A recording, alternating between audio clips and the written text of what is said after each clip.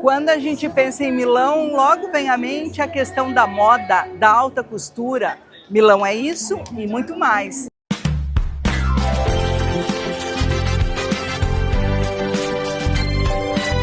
É arte, é cultura, é história. Aqui nesta praça, dois símbolos extremamente importantes representam isso. Primeiro, o Duomo de Milão, que levou quase 6 séculos para ser construído. Suas altas torres parecem tocar o céu.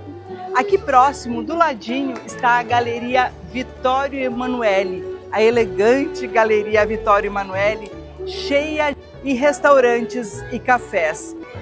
E é justamente essa mistura que faz de Milão uma cidade tão fascinante e com tantos turistas circulando em todas as épocas do ano, mas em especial durante o verão europeu.